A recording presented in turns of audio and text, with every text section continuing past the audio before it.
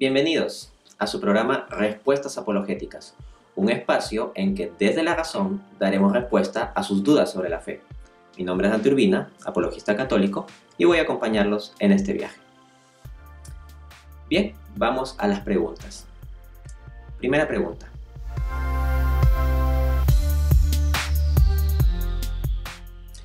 A ver, vamos a desgranar el término diseño inteligente cosmológico. Diseño. Cuando hablamos de diseño nos referimos a que algo tiene pues una estructura específica, ¿no?, que se le ha dado para cierta funcionalidad. Así, por ejemplo, hablamos del diseño de una computadora, el diseño de un automóvil, y ciertamente la computadora y el automóvil tienen una funcionalidad. Luego, ¿por qué se dice inteligente? Bueno, se dice inteligente porque no es un diseño que venga por sí mismo del azar, sino que viene dado por una inteligencia. Así, por ejemplo, hay seres humanos, ingenieros, que estructuran teléfonos celulares, estructuran computadoras, estructuran automóviles. Hay una inteligencia, por lo tanto, detrás del diseño. Luego, tenemos cosmológico. ¿Cómo es esto cosmológico? Se refiere al cosmos, al universo en su conjunto. En ese sentido, hay que distinguir el diseño inteligente biológico del diseño inteligente cosmológico. Hay quienes mantienen argumentos de diseño inteligente biológico, ¿no? Por ejemplo, dicen el diseño del ojo humano es muestra de la existencia de Dios, o el diseño de tales o cuales animales o tal o cual mecanismo de este microorganismo o este ser viviente se evidencia la existencia de Dios. Hay quienes desarrollan ese tipo de argumentos, especialmente quienes están vinculados a posturas creacionistas. Pero en el caso presente de lo que vamos a hablar es de un diseño inteligente cosmológico. Es decir, en lugar de pensar en el ojo de tal o cual ser vivo, vamos a pensar en el universo como estructura conjunta. Y ahí la pregunta es si efectivamente el universo da rasgos de diseño que nos lleven a pensar que hay una inteligencia detrás del mismo, ¿no? Y a este respecto, pues hay un fenómeno con el que se han encontrado los físicos en las últimas décadas y que revela esto, que se conoce como el ajuste fino del universo. En el programa pasado, por ejemplo, hablábamos del modelo del Big Bang, ¿no? Y decíamos que a partir de una singularidad, es decir, de un punto inicial, pues viene el universo. Entonces toda la expansión, la historia espaciotemporal del universo viene de esa singularidad. Pero resulta que el universo tiene ciertas condiciones iniciales, es decir, el conjunto de la historia del universo viene condicionado por las condiciones iniciales, de forma análoga a como el trayecto que seguirá un balón desde que lo patea el jugador de fútbol hacia el arco depende de la posición del pie y la fuerza y otras condiciones en que lo patea el jugador de fútbol. Entonces, los físicos han comenzado a preguntarse, ¿qué pasaría si ciertas condiciones iniciales del universo hubieran sido diferentes? ¿Qué pasaría si la constante cosmológica fuese diferente? ¿O si la fuerza de gravedad fuese más fuerte que lo que es? ¿O si hubiese una proporción distinta de antimateria en comparación con la proporción de materia? ¿O qué pasaría si la velocidad inicial de expansión del universo fuera un poco mayor o un poco menor? Y se han comenzado a hacer esas preguntas y se han encontrado con algo interesantísimo, que es que si variasen solo un poquito las condiciones iniciales del universo, ya no habría lugar a la aparición de vida, y en especial vida inteligente e interactiva como la nuestra. Y eso lleva a reflexionar, ¿es razonable pensar que eso se dio por azar? Y bueno, ahí los científicos comienzan a hacer cálculos. Así, les cito por ejemplo al gran, reputadísimo astrofísico Roger Penrose, que en su libro La mente nueva del emperador nos dice lo siguiente, abro cita: una precisión divina de una parte en 10 elevado a la 10 elevado a la 123. Una cifra extraordinaria, ni siquiera podríamos escribir el número completo en la notación decimal ordinaria.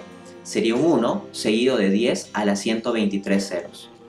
Si ustedes revisan el contexto de esa cita, ¿no? Ahí les di la referencia del libro y se encuentra en la página 310. Lo que viene discutiendo en las páginas anteriores este gran astrofísico, es la condición de baja entropía. O sea, una de las condiciones iniciales del universo es qué cantidad de entropía va a haber. La entropía puede definirse de forma, digamos, a grosso modo, como una cierta tendencia al desorden energético, ¿ok?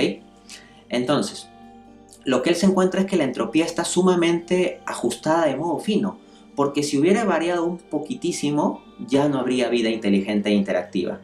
¿Y cuál es la probabilidad, entonces, de que la condición de baja entropía se haya cumplido al azar, sin necesidad de un dios, al azar, de tal modo que se permita el surgimiento de vida inteligente? Bueno, la probabilidad es 1 versus 10 elevado a la 10 elevado a la 123. 10 a la 123 es un 1 seguido de 123 ceros. Ese número enorme es recién el número que va a ser el exponente del primer 10.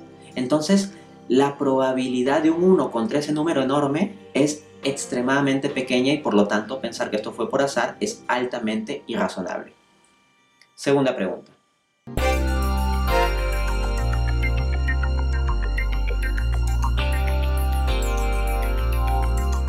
Para explicarles el teorema del modo infinito, voy a citar las palabras de Christopher Banerjee, que escribe al respecto en nada más que la revista científica Journal of Physics A. Un mono sentado frente a un teclado presiona aleatoriamente las teclas. La probabilidad de que tipee cualquier texto dado tiende a 1, en tanto la cantidad de tiempo tiende a infinito. O sea, la idea es que un mono no tiene un propósito, ¿no? Un mono no tiene una inteligencia con la cual él quiere escribir, por ejemplo, una obra de Shakespeare, ¿ya? Pero lo que se dice es que si se pone un mono a presionar teclas aleatoriamente por un tiempo infinito, como hay combinaciones infinitas de teclas que presionará, entre todas esas combinaciones en tiempo infinito, pues eventualmente surgirá la obra de Shakespeare. Por ejemplo, el mono habrá escrito la obra de Shakespeare. Y claro, entonces con el teorema del modo infinito se pretende contradecir el diseño inteligente diciendo que no, mira, este diseño inteligente puede surgir simplemente al azar, ¿no? Pero esta objeción falla gravemente. ¿Por qué razón? A ver, en primer lugar porque no hay tiempo infinito. Precisamente como discutíamos en el programa anterior, lo que encontrábamos es que de acuerdo a los modelos cosmológicos estándar, la evidencia claramente apunta que el universo tuvo un inicio absoluto. Entonces no hay tiempo infinito para que el supuesto mono, o sea, el supuesto azar, dé orden a las cosas, ¿no? El tiempo es limitado. De otro lado, siguiendo la analogía del mono, ya, supongan un mono que eventualmente en tiempo infinito logra escribir un libro de Shakespeare, presionando las teclas aleatoriamente. Pero si logra escribir el libro de Shakespeare, ¿no se habrá dado en los momentos previos que haya escrito un montón de incoherencias? Es decir, si hacemos el registro de lo que escribió el mono y eventualmente sale la obra de Shakespeare, al mismo tiempo queda evidencia de que durante mucho tiempo anterior se escribieron un montón de incoherencias. Pero lo que nosotros encontramos es que el orden en el universo está finamente ajustado no en un tiempo posterior, luego de que haya pasado mucho tiempo para ajustes aleatorios, sino desde las condiciones iniciales mismas. Y si todo funciona desde las condiciones iniciales mismas, el apelar a que el tiempo tiende a infinito y que ahí se construirá el orden ya no funciona. Para mostrarles esto, les voy a citar a nada más y nada menos que el científico ateo Stephen Hawking, quien en su famoso libro La historia del tiempo, de 1988, escribe lo siguiente: si la velocidad de expansión un segundo después del Big Bang hubiese sido menor incluso en una parte en 100.000 billones, el universo se habría colapsado de nuevo antes de que hubiese alcanzado su tamaño actual. Fin de cita. ¿Qué nos está diciendo Hawking entonces? Que la velocidad inicial de expansión del universo estuvo finamente ajustada. Si la haces variar solo un poquito, solo en una 100.000 billonésima, o sea, en un poquitísimo, ya con eso el universo hubiera colapsado en una bola de fuego y no teníamos universo. Entonces el supuesto azar no tiene infinito tiempo para operar. Resulta que en solo un segundo, si se hubiera dado esa pequeña variación, el universo hubiera colapsado. Por lo tanto, la hipótesis del mono infinito no funciona. El mono no va a tener tiempo infinito. Basta un segundo de que el universo no esté finamente ajustado para que ya colapse.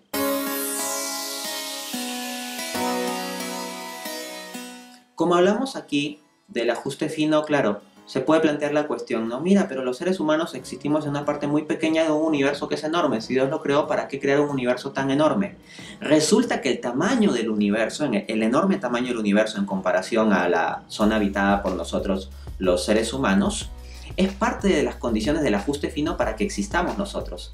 En otras palabras, incluso ese gran tamaño del universo está finamente ajustado para que permita vida inteligente e interactiva, y por lo tanto lo más razonable es plantear que hay una inteligencia detrás.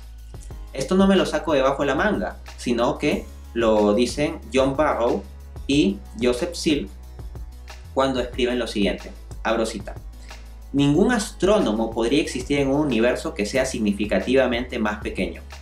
El universo tiene que ser tan grande como es para sostener incluso una forma de vida solitaria. Esto es interesantísimo porque nos están diciendo entonces que si el universo fuera más pequeño no existiría vida inteligente e interactiva como la nuestra. Ahora bien, uno le podría pedir a Dios que sea más eficiente, ¿no? O sea, oye, construye un universo, un tamaño que sea más o menos coherente con la cantidad de vida inteligente que quieres poner.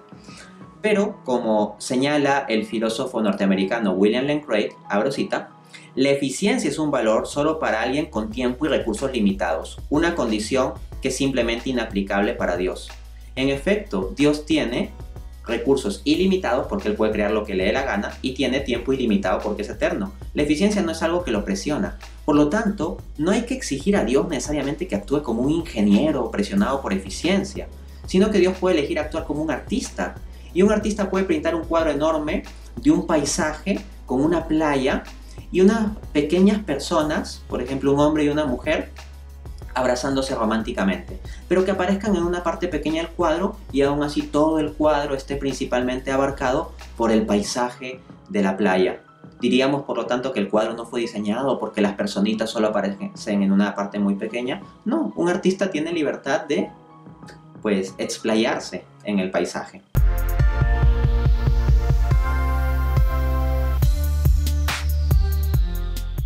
En efecto, hay algunos que con tal de escapar de las implicancias del ajuste fino de nuestro universo han planteado que existen universos paralelos, lo que se llama hipótesis multiverso. Y hay quienes plantean esto incluso en un contexto de universo holográfico, es decir, que el universo sería como una especie de holograma, ¿no? Donde habrían varios universos paralelos. Ahora bien, se puede cuestionar científicamente la hipótesis multiverso y hay científicos que lo ponen en cuestión. Pero como teísta ni siquiera me veo obligado a eso, porque resulta que incluso un multiverso es compatible con un diseño inteligente cosmológico. Porque resulta que si hay un multiverso, nada quita que ese multiverso no pueda también tener un diseño. Y cuando los científicos han hecho modelos matemáticos de cómo sería el multiverso, se han encontrado con que tendría condiciones muy especiales y que también requerirían del ajuste fino de ciertas condiciones, y que tiene una estructura matemática tan bella, simétrica, como de holograma, como de simulación, que antes que excluir a Dios, más bien si el universo parece una simulación, una matrix, es lo más razonable plantear que hay una inteligencia detrás, precisamente, porque tiene la apariencia de diseño, entonces es más razonable pensar que fue diseñado. Esto lo confirma el reputado astrónomo Martin Rees, quien dice lo siguiente, abro cita: habiendo planteado la posibilidad de otros universos, los cosmólogos comenzaron a pensar en cómo serían, y mientras pensaron descubrieron que la lógica había armado una nueva trampa. La idea del multiverso había puesto en un camino que los llevó de nuevo hacia un creador. Entonces resulta que el multiverso mismo reveló una estructura matemática que hacía pensar en un creador, en una inteligencia atrás. En otras palabras, esa supuesta matrix de multiverso no excluye a Dios, sino más bien lo terminaría implicando. Y bueno, eso ha sido lo que he querido presentarles por hoy. Nos vemos en un siguiente programa.